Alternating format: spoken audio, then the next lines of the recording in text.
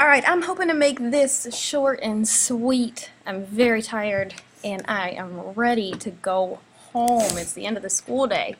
Alright, so we are actually covering Section 3 of Chapter 12 and Section 1 of Chapter 13 together.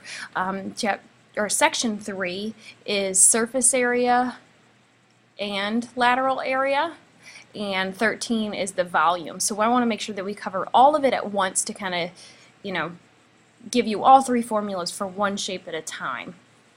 So first thing we're going to talk about is prisms. Remember that prisms have rectangles and squares, or in some cases triangles and rectangles. Okay, so prisms do not come to a point. They have flat surfaces on all of their faces are flat edges. Okay, so onward. A right prism. Now the reason this is called a right prism is because the height will make 90-degree angle with the base. Alright, so the reason it's a right prism. So don't let that confuse you. If you see right square prism, for example. Oops, that's not how you spell prism at all. So if they were to give you this, it's just a cube, what we know to be a cube. It could also be right rectangular prism. It means all the sides are rectangles. Right triangular prism, then that would mean, so right, let me go ahead and write this down. Triangular prism would mean that the bases are triangles. Okay? So let's go ahead and get some of these formulas written out. Lateral area of a right prism. Now this is really important. Lateral area means everything. So the area of everything, and actually I'm going to rephrase that. How about area of all faces except the bases. Okay? Now when you see this P times H, the P means perimeter of the base, where H is height, which is also the distance between the bases. Okay? So go ahead and get that written down so we know what everything means. So lateral area of a right prism is the perimeter of the base times the height, which is the distance between the two bases. Alright, and moving right along, we have surface area. Now what do you notice about the surface area and the lateral area? Well, surface area is the lateral area right here, and notice how that comes from right there. But then we add in the area of both bases. So every time that you see a capital B, that means area of the bases. Okay? So to find the surface area, you could find all of the areas individually and add them together, or use this formula from there. This is the one you will see on your formula sheet, so you should know what each of these means. Be really careful that this P, you know that that's perimeter of the base, because on the formula sheet it does not tell you that, it just says perimeter, so you need to be careful and make sure that you're using the correct perimeter. Alright, so that again shows you lateral area plus 2 times the area of the base. And then we have volume. Now again you see the capital B. Remember, the capital B is the area of the base, this part right here. Okay, and you're multiplying that by the height. So there are your three formulas. And then here are some examples. This one right here is just your typical rectangular prism. the bases, top and bottom, height in between. Now there are different ways to consider the bases. There are actually 3 different sets of bases, and the heights change. When you come in here next class, I'll show you how they are different, and so you know that the bases really don't matter for a rectangular prism. On the other hand, for a triangular right prism, the height for the prism itself is the distance between the bases. Now be careful, because when we're finding the area of the base, which is a triangle, the height here means how tall the triangle is. It's that altitude. So when you draw it in, it makes a right angle. And you just have to make sure you differentiate between the 2 of those. So if we were to use these, and let's say these top and bottom are our bases, if we wanted the lateral area, remember it's the perimeter of the base times the height. So the perimeter of the base, 5 plus 4 plus 5 plus 4. Right? It is a rectangle. 2 of the sides are 5, 2 of the sides are 4, so there's your perimeter of the base. The height means how far apart are the 2 bases, and in this case, 8.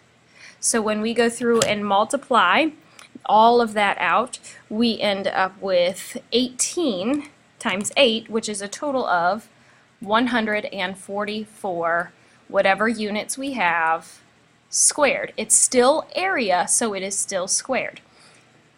So what this would mean would be taking something like a present.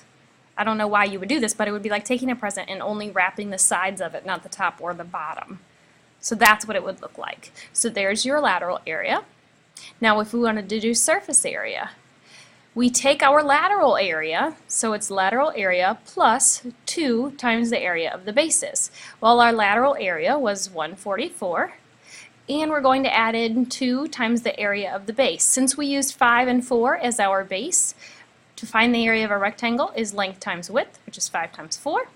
So we have 144 plus 2 times 20 to get a total of 184 units squared. So there's your surface area. Not too bad, right? All right, now the area of, we're looking for the volume is our final one. See, I'm so tired I can't even keep my thoughts straight, which was capital B times lowercase h. And remember, capital B was area of the base. All right, so area of the base, 5 times 4, so 5 times 4, and then times our height, which is 8. So we end up with a total of 160. Now this time it's units cubed. Volume is cubed because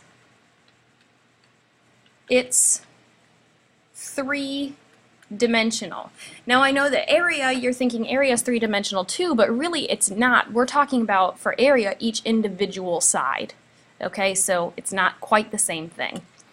So there's that. And then again, if we slip over to this one and do our triangular prism, so you'll notice that there are 2 triangles, top and bottom. Those are your bases.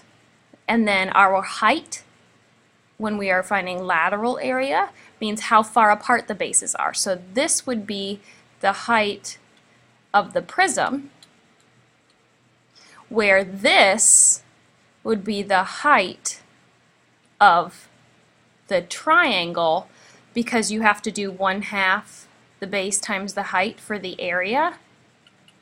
So those are 2 different height measurements. While they both are 4, that's just kind of coincidental. Okay, so we can do this one together in class. I'll show you how that works. Now section 4 goes into cylinders, so this one is surface area and lateral area, and then again volume. All right, so cylinders. Cylinders would be something kind of like a soup can. Okay, so our formulas here: surface area 2 pi r, and then times the quantity r plus h. You know r is a radius, and h is still the height, which again is the distance between your bases. Now volume, pi r squared h. So what do you notice? This right here is area of a circle, right? So that's area of a circle, and then we multiply by the height. So how far apart are they? And I do have lateral area in here, don't worry. First thing, cylinders are right prisms with circular bases. So it's still just like a prism, but the bases are circles now, which rounds out that lateral portion. So the formulas for prisms can be used for cylinders as well. So you'll notice to find the surface area, you take 2 times the area of the base and add the lateral area to it, and here's what it would look like. The lateral area formula is right here, and please make sure you write this down. This one's really important. 2 pi RH. So lateral area would be something like a soup can, only the label. So lateral area, label on a soup can. Oops.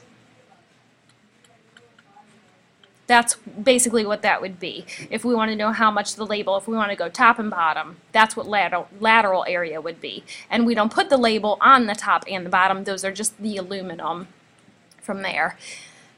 All right, and then our volume, we have pi r squared h, which we had from the beginning as well. Now again, if you look at the cylinder here, the height is the distance between the bases, which are circles. This part right here is our lateral area, and what happens is if you take it off and roll it out flat, it comes out to be just a rectangle, which is why it's a prism. It's just a rounded piece of a rectangle. So the distance around is 2 pi r. You notice that around is the circumference. This is really just the circumference of the circle, and then the height is how far apart the circles are. So it's not so bad, and these, you don't have to memorize these, you just have to memorize what each individual piece means. R, H, P, capital B, things like that, so you know what to use and how to use the formulas correctly. So for this cylinder, let's start with finding the lateral area. Well, from previous, we have that the lateral area, make sure you wrote this down, is 2 pi r h. Okay, so 2 pi r h. Well, the radius is given to us as 3, so we have 2 times pi times the radius, which is 3, and then times h, which is the distance between the bases, which is 4. So when you multiply that out, you end up with 24 pi, and then it's centimeters, and area is two-dimensional, so squared. Now if we switch over to surface area, we can take the lateral area and add to it 2 times the area of the bases. Well, the lateral area we have already is 24 pi, right? So the area of the base is a circle. So the area for a circle is pi r squared. Now we know that because this is right, these are exactly the same. Sorry about the announcements. We get the area for one of them to be 9 times pi. But we want 2 of the bases, so we're multiplying 2 times 9 pi. Now because these both have pi in their answer, we can take the 24 pi and add 18 pi, and when we add those two, we end up with a total of 42 pi, and then centimeters, and again squared because it's area. Okay? That's not so bad, right? And then finally, our last little bit, and then we're done, is to do the volume. Now with volume, remember this one was the pi r squared times h. We want the area of the base times the height. Okay, it's a prism. Area of the base times the height. I'm sorry again with the announcements. Area of the base we got before. Remember that's your pi r squared. We wrote that down earlier as 9 times pi. And then we multiply by the height, which is 4. So we end up with 36 pi. Now we have centimeters, but volume is 3-dimensional. It's how much you can fill up, so it's centimeters cubed. And there we have it. Those are the formulas. You need to know how to use them, when to use them, and all of the formulas you will have on the formula sheet. Just make sure you know which ones to use and when, and we'll talk more about lateral area when I have you tomorrow. Or no, the next day. All right, well, guess what? It's time to party.